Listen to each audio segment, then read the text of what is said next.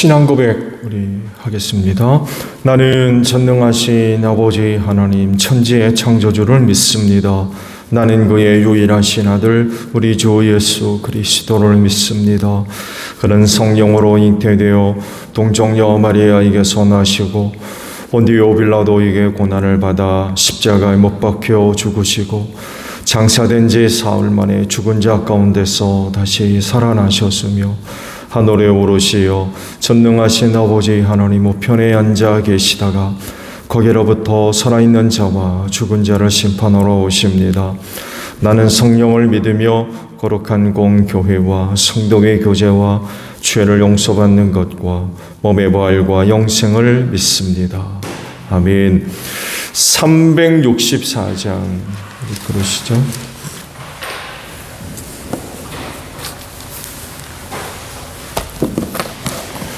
찬송가 364장 그러시고 말씀을 봅니다.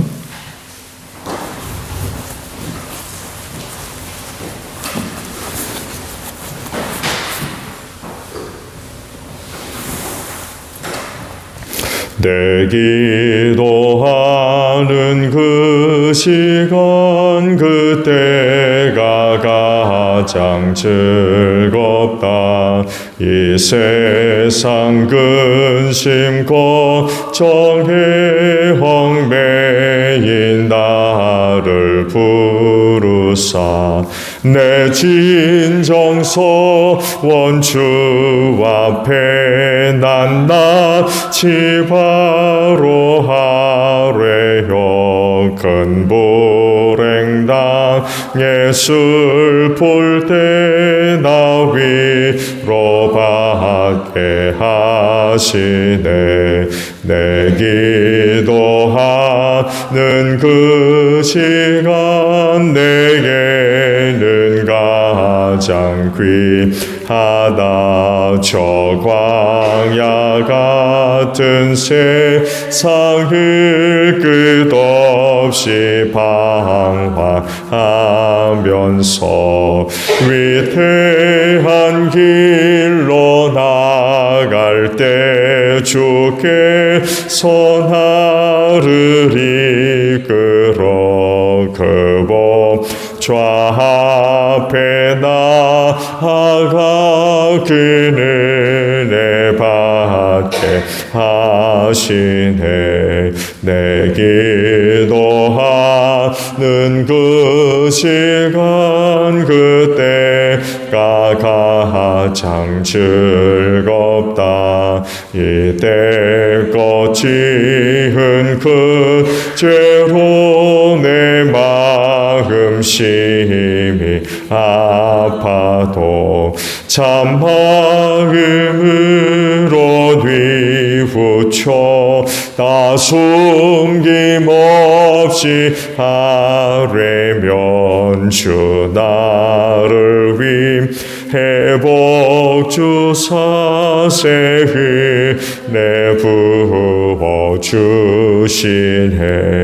내 기도하는 그 시간 그때가 가장 즐겁다.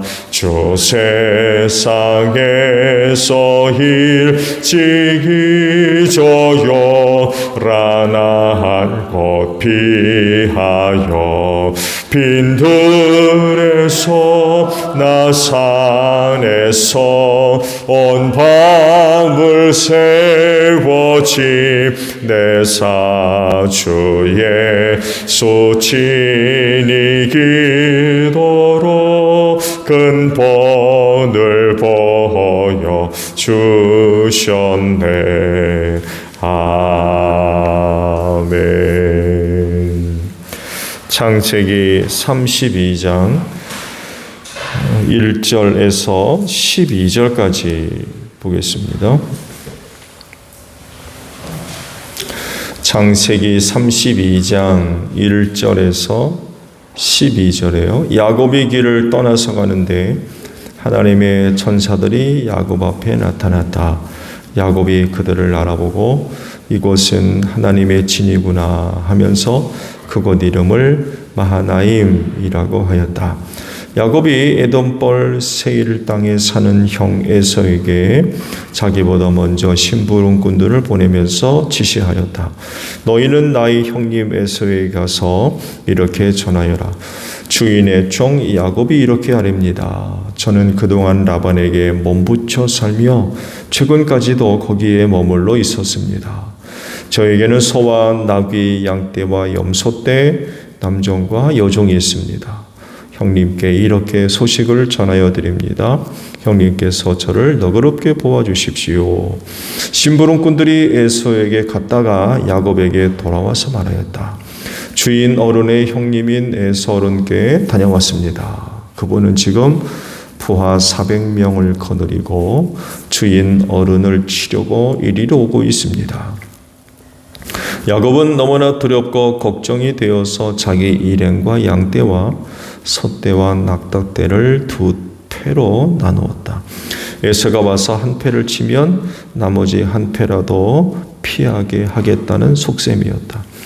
야곱은 기도를 드렸다. 할아버지 아브라함을 보살펴 주신 하나님, 아버지 이삭을 보살펴 주신 하나님, 고향 친족에게로 돌아가면 은혜를 베푸시겠다고 저에게 약속하신 주님, 주님께서 주님의 종에게 베푸신 이 모든 은총과 온갖 진실을 이 종은 감히 받을 자격이 없습니다.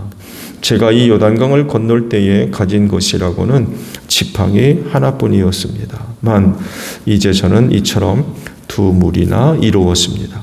부디 제 형의 손에서 에서의 손에서 저를 건져 주십시오. 형이 와서 저를 치고 아내들과 자식들까지 죽일까 두렵습니다. 주님께서 말씀하시기를 내가 반드시 너희에게 은혜를 베풀어서 너희 씨가 바다의 모래처럼 셀 수 없이 많아지게 하겠다 하시지 않으셨습니까? 아멘. 오늘은요 9절에 있는 말씀을 보려고 합니다. 9절 상반절에 있는 말씀이에요. 야곱은 기도를 드렸다라는 말씀입니다. 기도의 원인을 오늘 보신 말씀에서 아주 가장 잘 드러내고 있죠. 여러 가지 이유들로 기도하게 만들죠. 네. 야곱이 기도를 했다고 이제 기록을 하시는데, 기도할 수밖에 없는 그런 그 원인과 이유가 잘 드러나죠. 자기 힘으로 문제를 해결할 수 없는 이런 그 상황 가운데 놓여 있게 되었을 때 야곱이 할 수 있는 것이라고는 기도밖에 없었던 거죠. 심부름꾼들을 이제 먼저 보내죠. 자기가 이제 이렇게 돌아왔다라는 것을 이제 알려주기 위함도 있지만 형 에서가 그런 소식을 듣고는 어떻게 반응할지를 알아보려고 아마 이게 가장 큰 이유인 것 같아요. 심부름꾼들을 보냅니다. 근데 그들이 돌아와서 전해지는 이야기는 끔찍한 얘기죠. 군사 400을 거느리고 주인님을 치려고 지금 오고 있다. 이런 소식을 전해줍니다. 전에 들을 수 있는 소식 중에서는 최악의 그런 그 소식을 전해 듣게 되죠. 이런 상황에서 그가 할 수 있는 일은 무엇이었을까?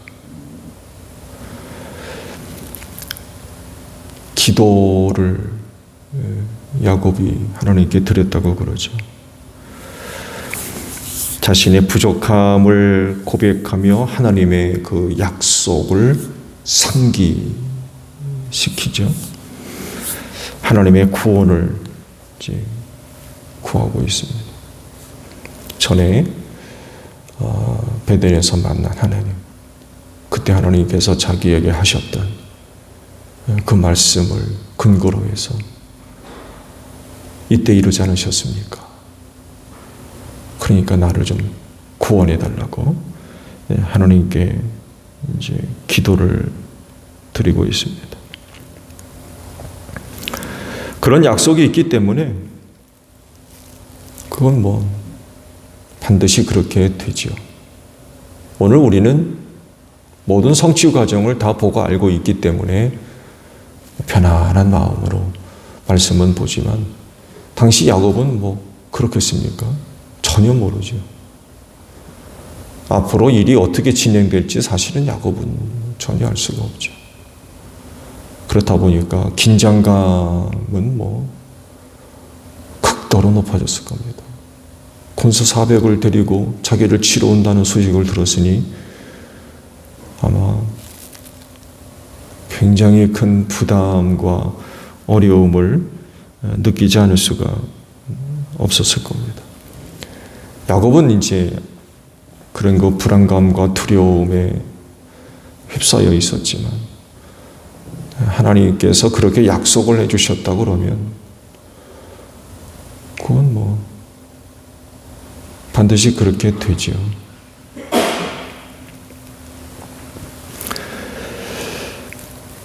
다시 돌아올 거다.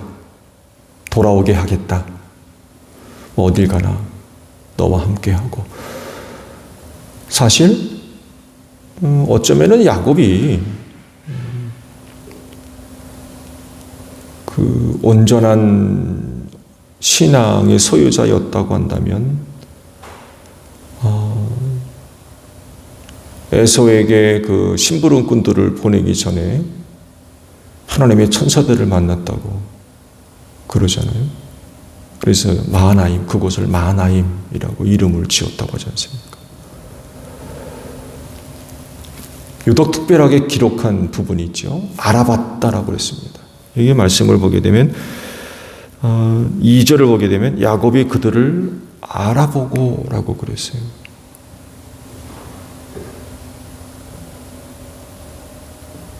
하나님의 천사들이구나. 야곱이 알아봤다라고 하는 이야기는 다른 사람들과는 좀 다른 부분이 있었다는 거죠. 알아봤다. 하나님의 천사들을 그곳에서 만났다고 그러면 전에 약속하신 말씀대로 어딜 가나 내가 항상 너와 함께하게 있다 라는 말씀이 확인되는 그런 사건이죠. 그렇다고 그러면 심부름꾼들을 보내가지고 그런 소식을 전해 들었을 때에 그렇게 크게 두려워하지 않았어도 되지 않나.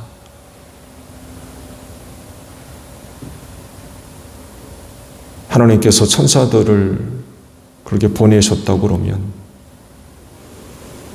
에서가 군대를 동원해서 자기를 치려고 온다 할지라도 하나님께서 능히 보호해 주실 것이라고 하는 그런 그 확신과 믿음과 담대함을 가질 수 있죠. 그런데 뜻밖의 야곱이 보여주는 모습을 보게 되면 그렇지를 못하죠. 그렇죠?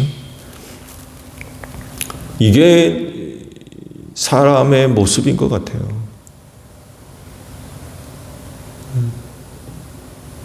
하나님을 믿는 그 믿음이 일정치가 않은 그리스도의 장성한 분량에까지 이루고 내가 완전한 것 같이 너희도 완전하라 라고 말씀을 하셨지만 우리의 그 모습들을 보게 되면 믿음이 있는 것 같은데 어떤 때는 보게 되면 믿음이 하나도 없는 것처럼 그렇게 사는 그런 모습들을 보여주거든요.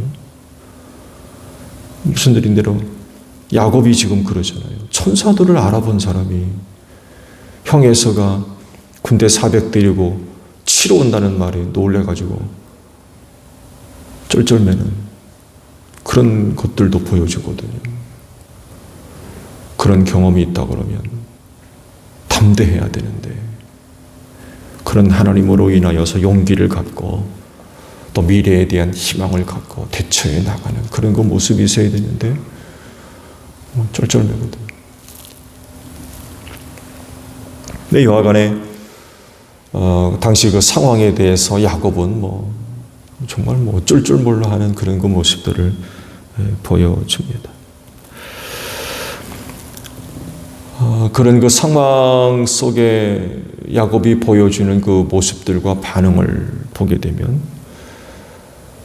하나님의 약속에 대한 확신이 흔들렸던 것 같아요. 이 땅으로 돌아오게 하겠다. 어딜 가나 함께 하겠다. 근데 막상 그런 일이 벌어지니까 이게 진짜인가? 하나님이 나와 함께 계시는 거 맞나? 이렇게 되는 거죠. 천사를 바라봤다는 사람이 순간 그렇게 이상하게 돼버린 거죠. 전에 그렇게 약속을 해주셨는데 그 약속 취소된 거 아닌가? 하나님이 나를 잊어버리셨나? 아니면 나를 버리셨나? 그러지 않고서야 형에서가 군대를 동원해서 자기를 치러 올 수가 있을까? 이 하나님 믿어도 되나? 왜냐하면 자기가 알고 있는 것과 또 자기가 바라는 것과 너무 다르니까, 달라도 너무 다르니까 그런 의문, 그런 그 의심이 일어날 수밖에 없겠죠. 그런 약속이 있다고 그러면 그런 어려운 일들은 없어야 되지 않겠나. 근데 막상 야곱의 현실은 전혀 그렇지 않는 거예요.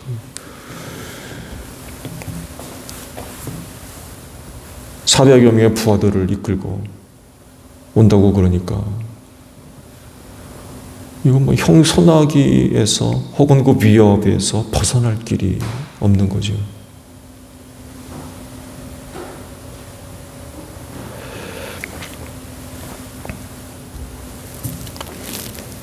이럴 때 야곱이 기도를 드렸다고 그래요.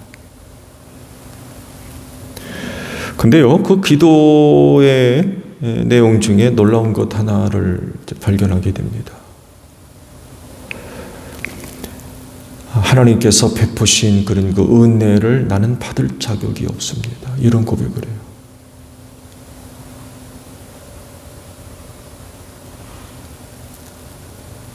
지금 가나안 땅에 돌아와 있는 야곱의 모습, 어제도 잠깐 말씀을 드렸습니다만에도 떠날 때와는 완전히 달라져 있는 건 사실이에요. 이전의 야곱을 보세요. 형이 갖고 있는 장자권을 가로채기 위해서 아주 비열한 방법들을 다 동원했습니다.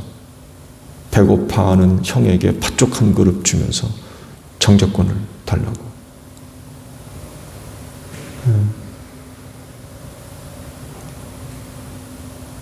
또 심지어는 형의 소처럼 꾸미고 들어가가지고는 형이 받아야 할 장자권의 축복을 자기가 가로채는 이런 사람이었어요.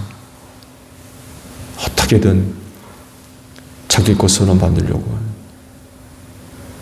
그런데 그래서 그 문제 때문에 도망쳤던 사람이 다시금 아버지 집으로 돌아올 땐 하나님의 은혜를 받을 자격이 없습니다. 이런 고백을 해요. 철들었나 봐요. 자기가 누구며 어떤 사람인가를 알게 된 것 같아요. 사실 장남이 아니잖아요. 쌍둥이로 태어났지만 사람이었거든요. 자격이 없는 게 맞는 말이에요. 이건 죽었다 깨나도 안 되는 거예요. 차남이 어떻게 장남이 됩니까?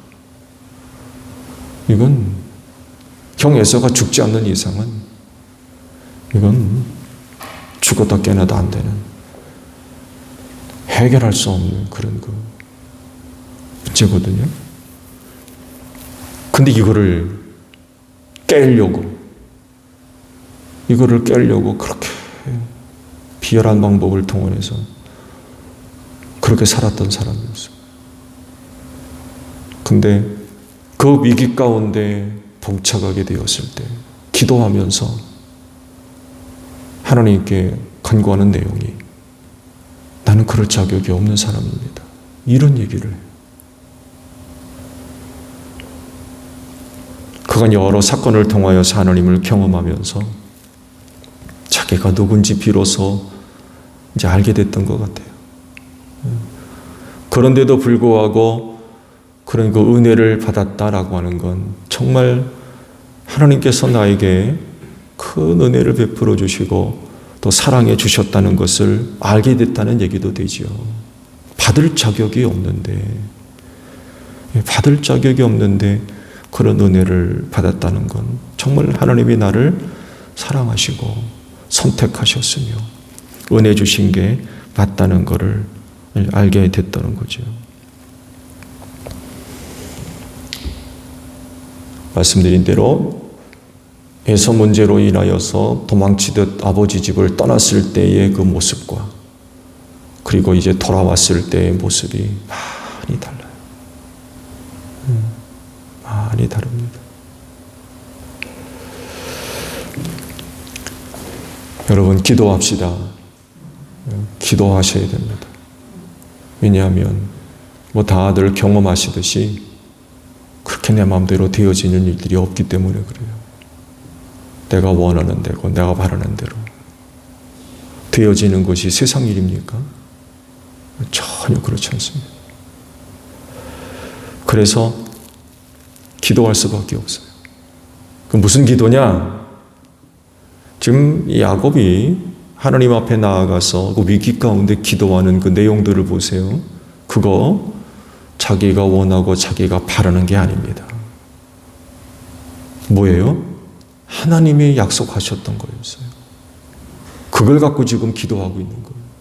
하나님 전에 이렇게 약속하지 않으셨습니까? 그러니까 그 기도의 내용은 하나님의 뜻대로 되기를 바라는 기도예요. 내가 원하는 거, 내가 바라는 거. 그런 기도가 사실은 아니었습니다.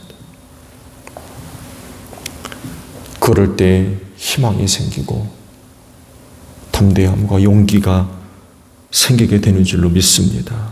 왜냐하면 신실하신 분이기 때문에 그래요. 하나님께서 그렇게 약속하신 것이라고 하면 반드시 이루어지거든요. 그게 이루어지지 않는다고 그러면 하나님은 거짓말쟁이죠. 그런 하나님 믿을 수 있어요? 믿을 수 없죠. 근데 약속하신 것은 반드시 이루시는 분이거든요. 그러니까 그런 하나님을 믿고 기도하니까 희망이 생기는 거예요. 용기가 생기고 담대함이 생기고. 오늘도 이른 아침에 오셔서 기도하셨는데 하나님의 약속의 말씀을 의지하고 기도하시기 바랍니다. 하나님께서 구원하시고 또한 은혜와 사랑을 또 베풀어 주시며 약속하셨던 것. 그 약속만 이루어 주시면 문제는 다 해결되는 거예요. 그렇잖아요. 약속하신 대로만 하시면 문제는 다 해결되는 거예요. 에서가 아무리 사병 400, 500, 1000명, 10,000명을 데리고 와도 그 자기 뜻대로 됩니까? 하나님의 뜻을 이루시는데 안 되는 거죠. 그러니까 그런 신실하신 하나님께 나아가서 기도하니까 희망이 생기는 거죠. 용기가 생기고 담대함도 생기고. 근데 보세요. 기도하면서도 그런 게 없다고 그러면은 기도에 가치가 있는 겁니까?